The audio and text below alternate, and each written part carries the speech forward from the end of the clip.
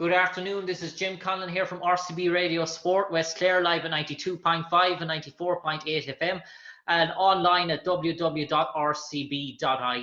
and also on our YouTube channel, RCB Sport. I'm delighted this evening to be joined by Clare Ladies senior intercounty footballer Roisin Considine, who plays her football with Liscannor, who were heavily involved in the intermediate championship, who got to semi-final, who narrowly missed out losing to Miltown Malbay, who are in this year's penultimate decider against Kilmurry Ibrickane, their near neighbours, who defeated Fergus Rovers in the semi-final.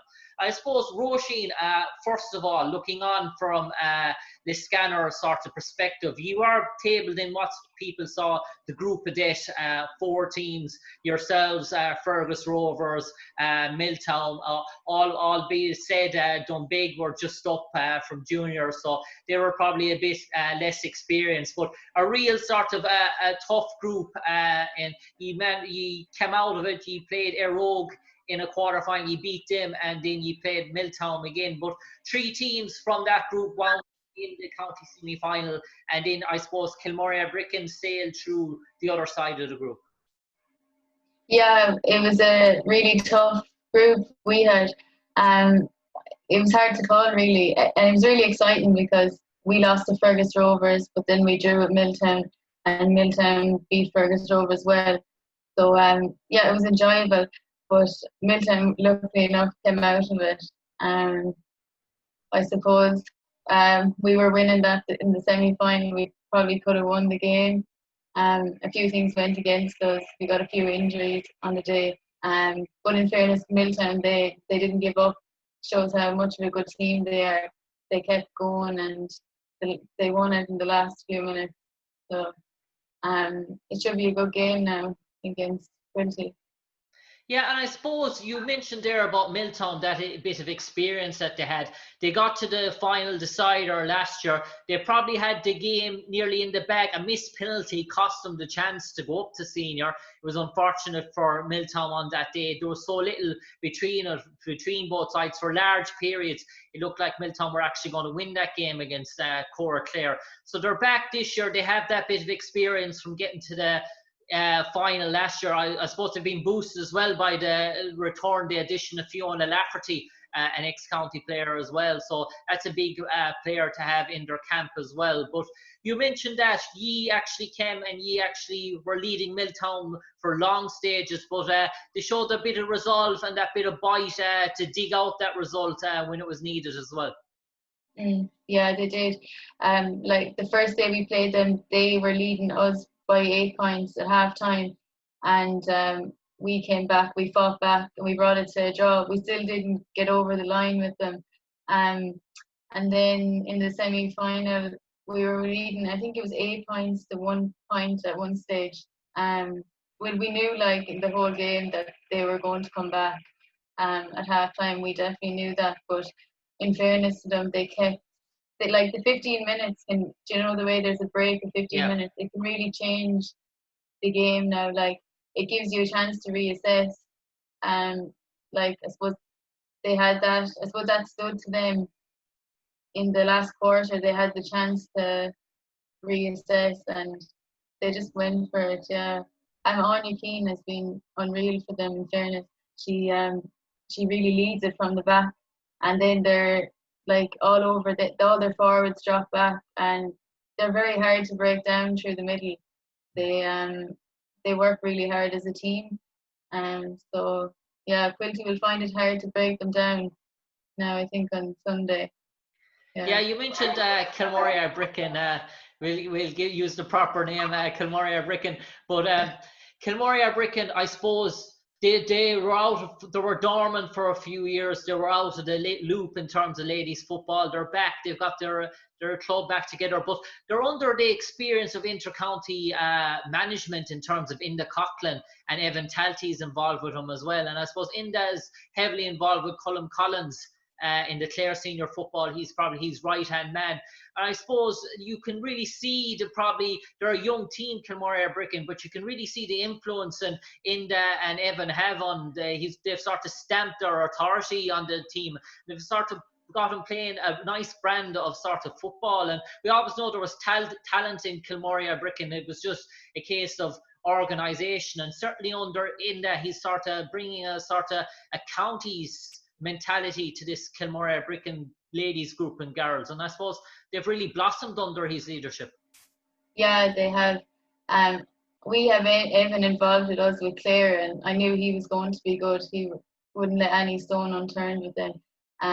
We played them in a challenge match back in July, I suppose, and they beat us really well that day. And still, Evan was saying that they need to work on their fitness. Even though they beat us well, they knew that they had more to work on. So, like, in fairness, to have someone looking like not getting too confident that because they beat us well, they knew like they had work to do. So we knew they were going to be high contenders this year. Yeah, they have serious forwards. They've Amy Sexton, Ciara Hickey, Ciara McCarthy, and Chloe Maloney and Karen Galvin. They like to have 6. They've all played county level, and they just like to have them on it. One team is massive. Like, Miltown are going to find them hard to manage on Sunday, but still Miltown's defence, they work really hard defensively, so it's hard to call. Like, it should be good, like, to see how Miltown can cope with their forwards. Yeah. And I suppose, Roisin, just in relation to Kilmurry Ibrickane, probably they sailed through their group untested. We're probably, people will have looked at the group and said, oh, they've come through the easier sort of group. But I actually saw a good few games from the other side of the group, and Fergus Rovers were going very well this year in the intermediate, and they were moving sort of very well. And I thought to myself that would be a very close game between Fergus Rovers and Kilmurry Ibrickane in the semi-final, because on paper there probably didn't look to be much, but Kilmurry Ibrickane just blew them out of the water, really. It was really looked like a senior team against an intermediate team. It was emphatic, and Fergus Rovers had a really good championship campaign up to date. Like, they'd beaten yourselves in a tight game. They'd overcome Burn Gaels as well. But Kilmurry Ibrickane, and they put her up to Miltown for large spells. But Kilmurry Ibrickane were just way too strong for them. Yeah, I'd love to have seen that game now. I didn't get to see it, obviously. But yeah, it's hard to know. Like, Miltown have had tougher games, so I think that could stand to them. They know it comes down to the last minute. But yeah, Kilmurry, yeah, they should be going in with a lot of confidence, knowing that they've beaten teams that well. Yeah, I didn't really get to see Kilmurry in the proper championship, like, so. Yeah, I don't know. And I suppose, Roisin, if I had to put your head on the noose and ask you to call it, how do you see it planning out, and where do you think the game could be won or lost this weekend? Oh, it's very hard to call. I know, like, you might think Murray should take it on paper, but I think Miltown are a real team. Like, they work really hard as a team, so they should be confident going in. Kilmurry obviously should be confident too. I think a lot of it will be mentality and working as a team on the day. In ladies football, like, a goal could change the game, and as you say, the 15 minutes, getting a chance to reassess after each 15 minutes. Yeah, it's very hard to call it, especially when it's a neighbour, a derby. Like, they'll all be up for it, and yeah. And I suppose, Roisin, if I can bring you on now to the showcase of Clare senior ladies football, the meeting of Banner back again in another county final, where we heard that name before, Banner Ladies in the county final. It's a natural ring to it. They'll go up against a different contender this year, West Clare Gaels, back after 5 years in the showpiece. I suppose last year a sense of the David versus Goliath sort of story was achieved, where Banner just weren't at 100% and Kilmehel were at 100%. And one of those days, a great day for ladies football. It just goes to show you on any day that anyone is beatable. And Kilmehel came with a game plan and were deserving champions and deserving winners. But throughout this sort of championship this year, I suppose, looking at Banner Ladies and in relation to Startley, there's almost a sense of hurt and sort of snarling at the tooth, or sort of biting, chomping at the bit to in terms of rewrite what they saw sort of wrong. They felt maybe they got caught on the hop last year, and they've just absolutely tore into this senior ladies championship campaign so far, and actually blown everybody out of the water. It's I know West Clare Gaels, many people say they're traditional, they're a great side of football, but for most people's eyes, it's probably 70-30 in Banner sort of favour, just given the form and just what they did to Kilmehel in the semi-final. I know Kilmehel were without the two Considines, but they still had Eddie O'Gorman, Laura Egan, Carlo Leary, Katrina Cannon. They were all playing, and Banner just obliterated them. Yeah, I suppose this is probably the first year that Banner have got to train all together. I know, like in previous years, like with County, they've found it hard to train together, and especially a lot of them take camogie as well. So I'd say that has really stood to them, and obviously the hurt from last year. But the West Clare Gaels, like, they're a really good team. The Harveys, they're unreal. Like when Cueva, Grania, and Shauna are on form, like anyone would find it hard to stop them. And Fidelma, of course. I think that would be another mentality game as well. Like, I wouldn't say Banner are going to go out and 70-30. Like the Harveys won't give up until the final whistle. And Fidelma, she's well able to score and she has confidence. So yeah, it's hard to call that as well. It's like it can be like Banner a very good team and they put in the work this year, so anyone deserves to win, but they can be beaten. So yeah, and I suppose, Roisin, there's two intriguing backstories in relation to this game. You have the Banner, who suffered the loss of a great pioneer to ladies football, Michael McInerney, and then obviously in the West Clare Gaels, you have Mr. Harvey, who was the chairman of the organisation, who sadly passed away. So there's almost an extra sort of 16 player on both sides this weekend, and an extra sort of a motivation factor for both sort of players. But I just started looking there in terms of the West Clare Gaels, and just in terms of matchups, I know Niamh O'Dea, I know she's probably the Gary Brennan of Clare Ladies football, and what she did the last day as well, just a hat-trick in the county semi-final against Kilmehel. For if you were on the West Clare Gaels and you had your managerial hat, who do you think they're going to deploy on Niamh O'Dea? Because obviously, stop limiting Niamh O'Dea to under 4 or 5 points from play and you have a fantastic chance. But if Niamh O'Dea gets on her stride and gets on song, she could beat most teams in the county on her own.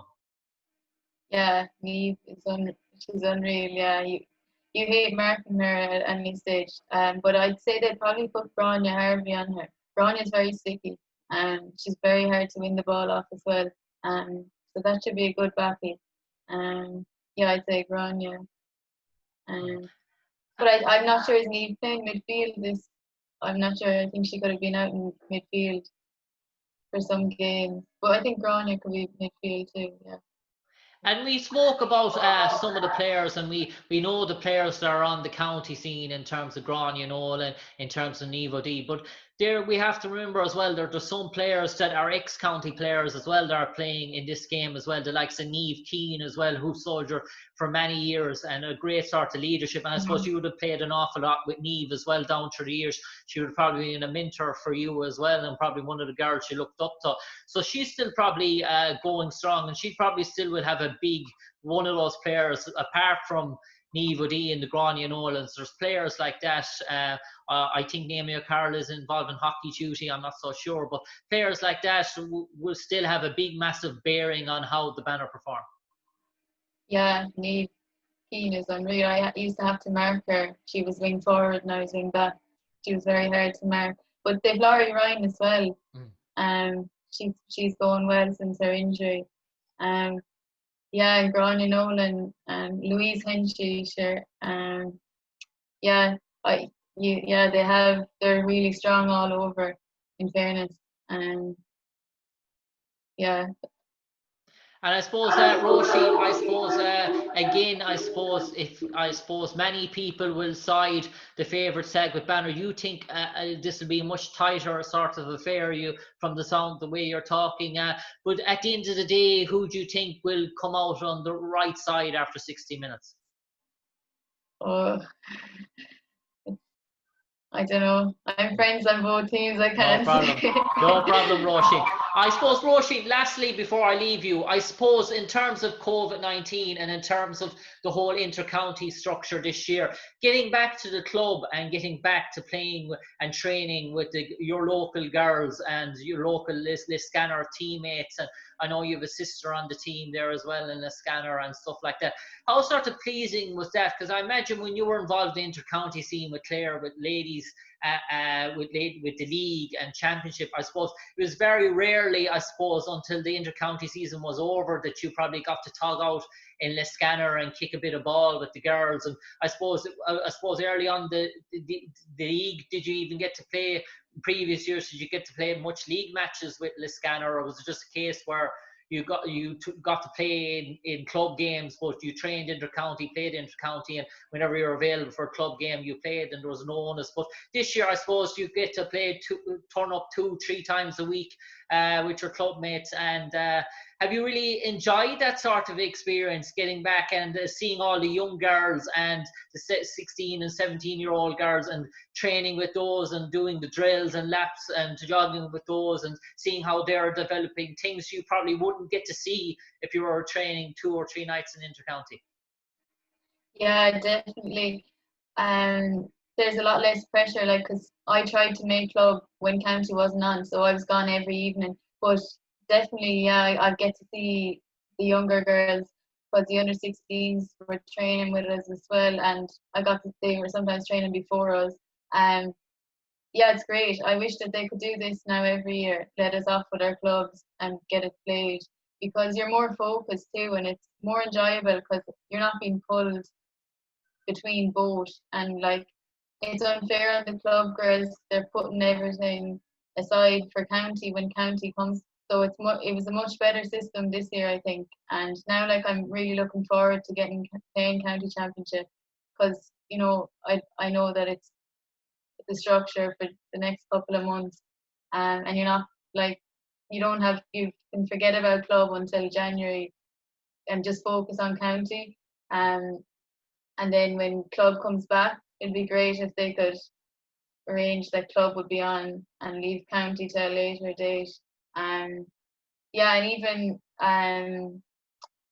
as you say, I suppose just being around the club, it was much more enjoyable this year. Yeah, and I think everyone can say that. Yeah, and I think everyone's more ready to looking forward to the county championship now, because they've had a break from it.